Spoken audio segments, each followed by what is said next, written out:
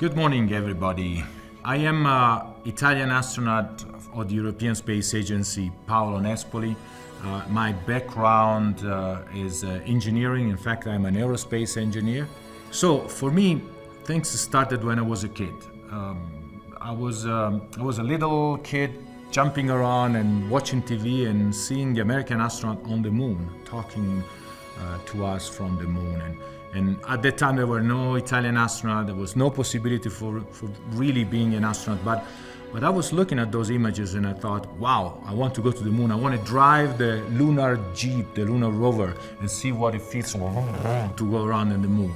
When I was 18, I was drafted by the Army and ended up doing paratrooper. I was a paratrooper. I was in the Special Forces. I was going around doing interesting things until at 26, somebody asked me, "So Paolo, what do you really want to do in your life?" And I said, well, you know, once upon a time I wanted to be an astronaut, but I'm too old now. I don't speak English. And you know, life is like a forest. You are on this side of the forest and you need to go on the other side, but you still need to travel through it. And that takes quite some courage. Takes quite some dedication. Some people never start the travel, and I felt that at that time I still did not do my trip and decided to stop what I was doing and concentrate on my dream to become an astronaut. And I had quite a long forest to cross because the requirements for an astronaut are an engineering degree or a science degree, speak English at a good level, and have a decent medical status, regular health. And I did not have a degree, I did not speak English, and I was okay from a medical point of view. So I had to start working pretty hard. In fact, I enrolled in an American university so I could get an engineering degree and learn English at the same time.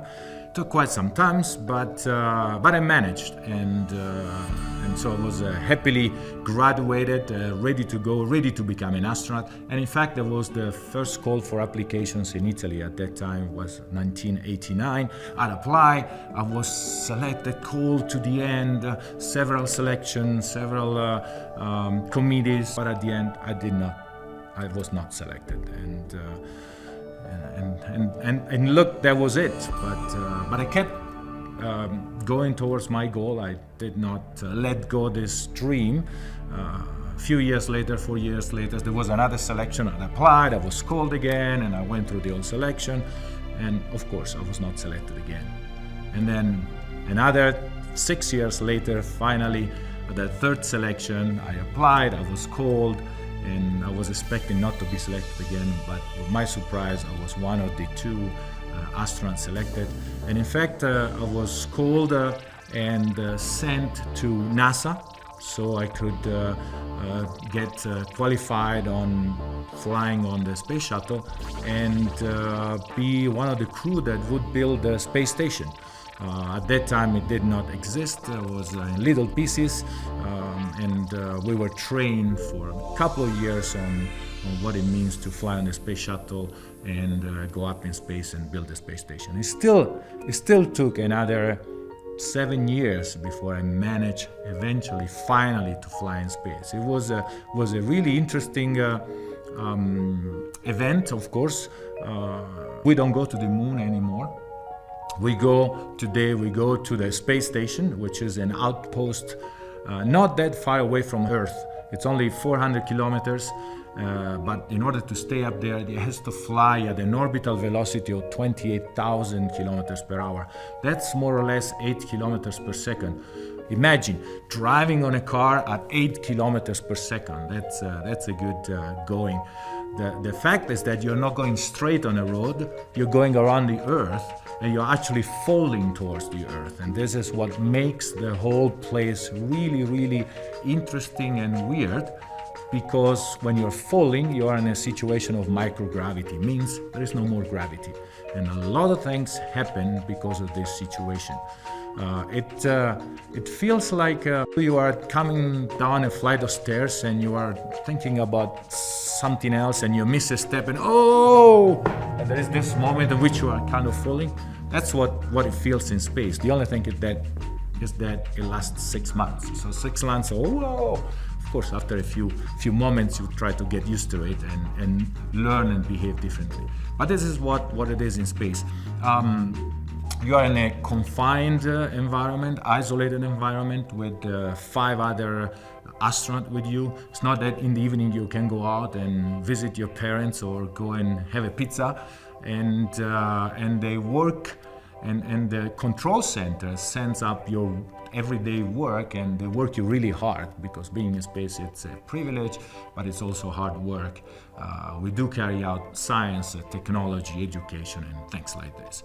The last thing I would like to say about space station is that since it travels at 28,000 kilometers per hour, it takes about an hour and a half to go around the world. That means that every 40-50 minutes there is a sunrise or a sunset. 16 sunrises, 16 sunsets per day, which makes for a very confusing and interesting place. We will see later. So this was 2007. I was told you will go in space and contribute to building the space station. The crew that I was assigned was the crew of STS-120, Space Shuttle Discovery, commanded by Pamela Melroy, one of the 2 shuttle commanders. It was really, really interesting. 7 astronauts, 6 Americans and 1 Italian. The idea was to go up in space, bring one of the modules of the space station and move one of the solar arrays. Of course, we need to remember that contrary to what everybody thinks, astronauts are not geniuses nor a superstar, superhero, superman. They're just regular people, and in fact, we do a lot of mistakes. We get tired if we don't sleep, if we don't eat properly, if we don't exercise. Especially in space, you start getting really confused, and we do have to have emission control. In fact, we have 200, more or less 200 specialist flight controllers that sit in their desk and really watch us, watch the vehicle, make sure that everything is working effectively and efficiently. In fact, going in space is more a teamwork. It's more like a soccer game. It's not just one person playing in the field. It's 11 people working together to bring the ball into the goal, and this is what it is going in space.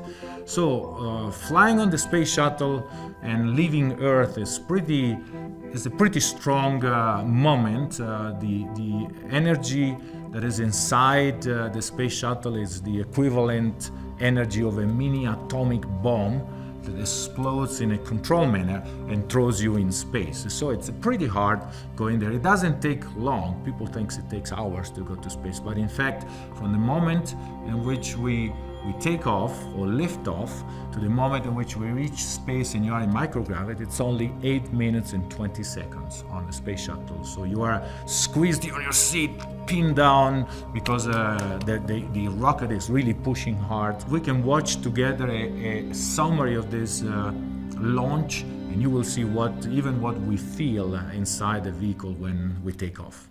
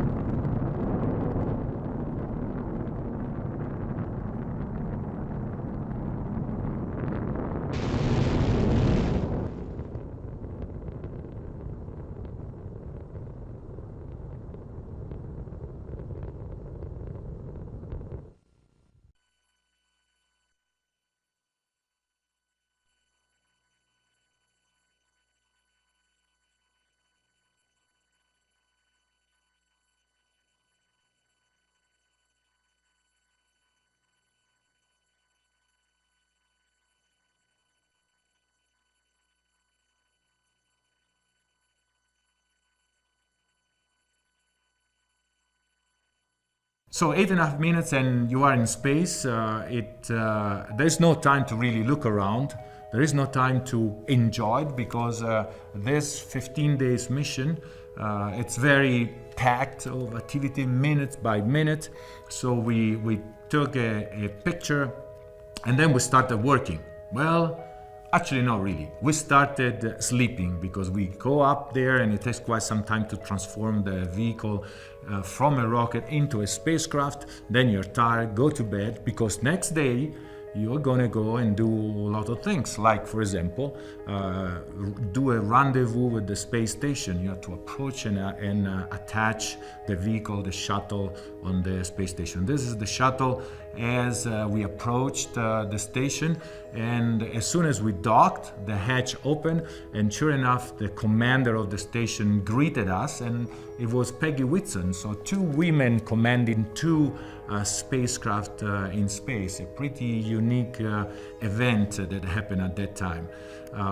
We started working immediately, spacewalks, robotics, a lot of activities. We sent out people. It was very complex. We managed to attach the module that we were supposed to attach, and we even had an emergency in the middle of the mission. We had to work really hard to fix one of the solar arrays that started breaking.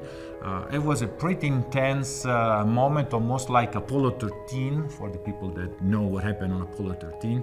And 15 days later, we actually were ready to come home. We had accomplished all we needed to accomplish, and departed from the station, made sure that everything worked, and in fact, we achieved our goals of connecting one of the modules to the station and deploy one of the solar array, and we landed at Cape Kennedy. It was a really good success. I was told, Paolo, very good, you worked really well, and we're going to assign you to another space flight very quickly. But life is not always so simple, and the road is not always a straight freeways, and it can go pretty in a turning way. And this is what happened with me. There were some problems. They could not assign me to another shuttle flight, but eventually, a year and a half later, I was told, well, you're not going to fly on the shuttle, you're going to fly on the Russian vehicle called Soyuz, and with that you will go to the space station. It will not stay only 15 days, you will stay almost 6 months. And unfortunately, being the vehicle Russian, you need to move yourself from Houston to Moscow. You need to learn Russian. You need to qualify in a new vehicle. It's going to take 3 years to do all of this. You need to train on the experiments that you will carry out for 6 months in space, and then you will fly again. So I was assigned to a new crew. Dmitry Kondratyev in the middle was the new commander. Then Katie Coleman, an American astronaut.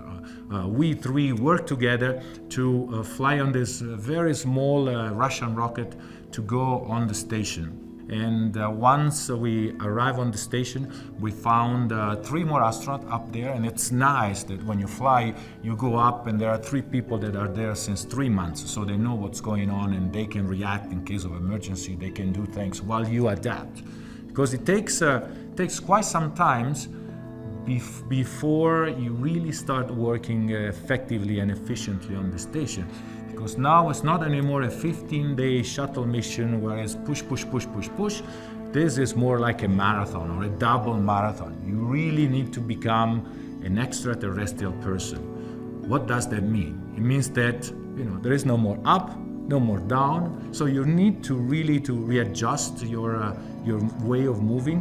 For example, you cannot walk in space. You move around on the space station using your hands, pushing, and then you have to be careful, because if you push too fast, you are going too fast, you're going to bump into something, or you're going to miss where you're going to go. So you really need to readjust, and it's interesting because this is a little bit what happens in life. Life is a continuous readjustment according to what happens around you, the economical situation, the school change, the family change. And if you are too rigid and you do not change, you do not explore the other environment, you fail to understand what's around you and what you can do with these new things. And in space is the same. If you're rigid, you're sitting there and you wanted gravity again, and you you still behave like a terrestrial person, it will never work. You need to understand you're in a new environment, and instead of missing things that will not come, you should explore, understand what there are more, take advantage of this, and being able to do things that are impossible when you are on the ground. We did carry out a lot of experiments. Our time on the station, it's mostly dedicated to carry out science, technological experiments from 7:30 in the morning until 8:30 in the evening. That's the working day planned by the mission control. Inside this time there is 1 hour for lunch or a lunch break and 2 hours of physical fitness. We need to do exercise in space because without gravity the bones suffer, the muscles suffer, the brain gets kind of crazy, so you need to do exercise. So we did in total, all of 6 of us in 6 months, about 140 different experiments, some very complicated, some really simple, but all very interesting. Just to show you again some of the things that happen to the body when it's exposed for a long time to microgravity situation. I wanted to show you this picture of Katie Coleman in a Japanese laboratory. By the way, on the station there is an American laboratory, Japanese laboratory, European laboratory, and a Russian laboratory. These are the partners of the space station. So if you look carefully at this picture, you probably will notice that hair do not stay there. They float away, as everything that you let go floats away. See, here on Earth, if we lose something, we just look on the floor and it's probably there somewhere. In space, you lose something, it's lost, it's gone, anywhere. It could be any possible way, and most likely you will not find it so easily. So you need to learn to control things in a different way. If you look carefully at Katie, you probably would see that her face is slightly reddish. And this is due to a shifting on the fluids. There's no more gravity that pulls the fluids down to the legs. The fluids will come up, but you feel like this. So you will, in the first hours you go in space, go to the bathroom. The body is expelling some liquids, trying to lower the pressure, but it's not completely successful. So we stay in space for 6 months, and it feels like you are upside down with your head down and your legs up. And actually the brain gets squeezed, the optical nerve gets squeezed, the eye loses the spherical shape, the retina moves, and then you cannot see anymore. You cannot see well anymore. You probably need glasses to be able to read. We actually turned out that some of the astronauts suffer in these conditions. There were at least so far 5 astronauts that had pretty serious damages to the eyes because of this situation.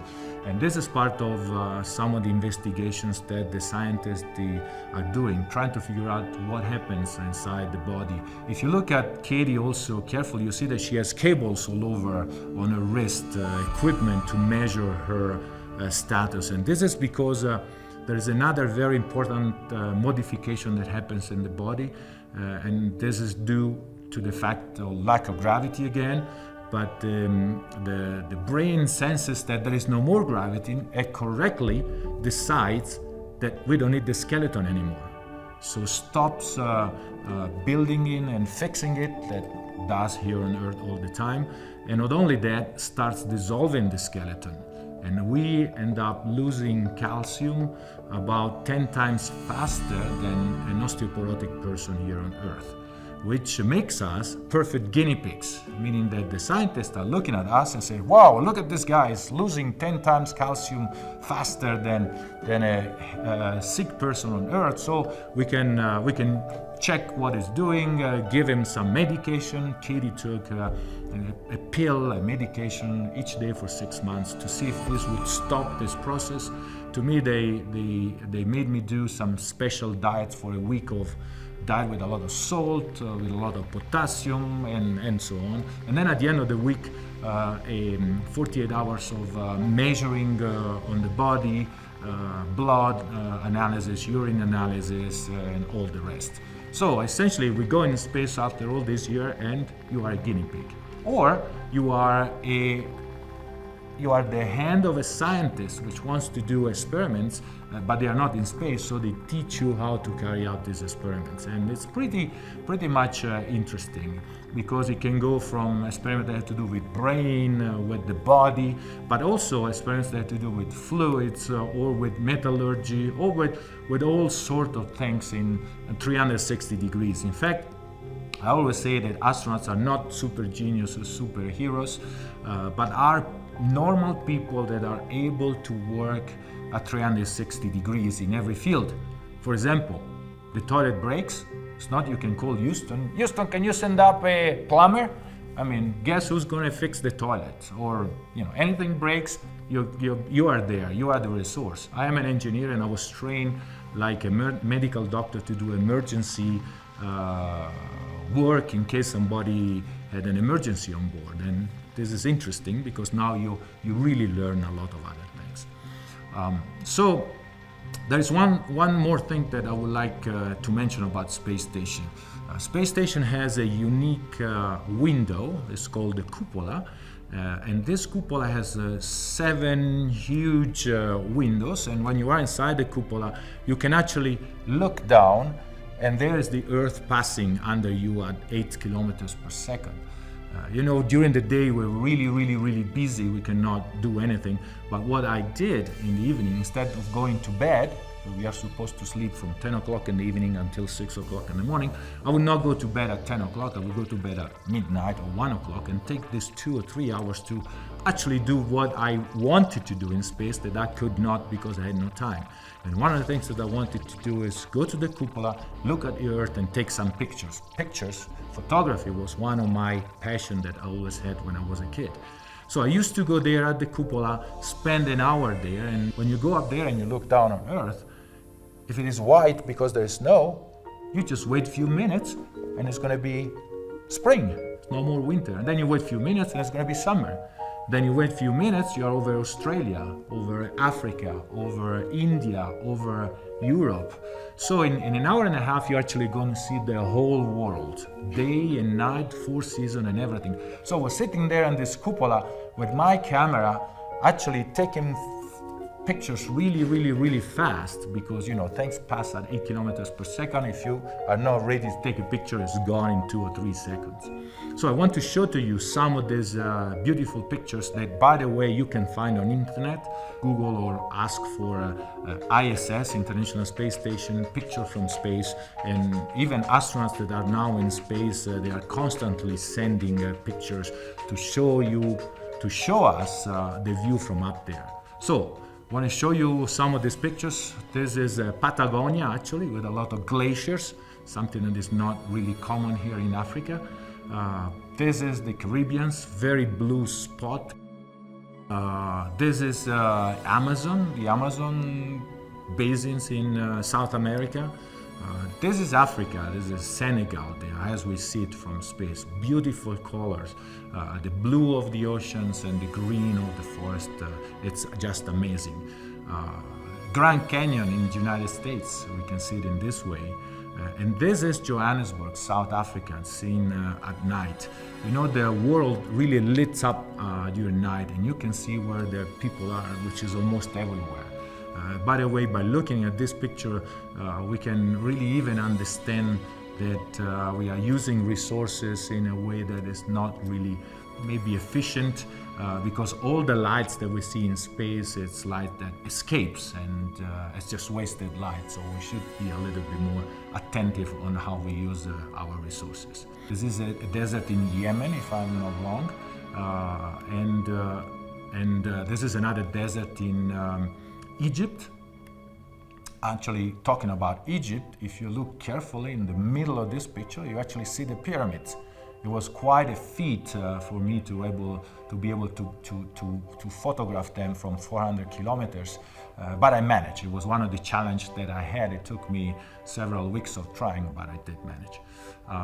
This is Australia now, the desert of Australia. There is this These lakes, and once in a year with special condition, they bloom with algae, which are very green. From space, you see everything red and this green spot up there.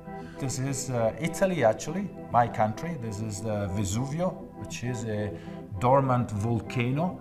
It's obvious from this picture that there are a lot of people staying inside there around the volcano. So it's not that smart, and I usually use these pictures to show to my fellow countrymen that we need to pay attention to these things.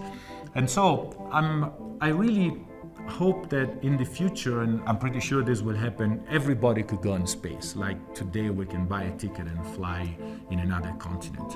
This will happen, and you will have the opportunity to either be a tourist and go in space, or even participate to the exploration of the solar system, and maybe even go out.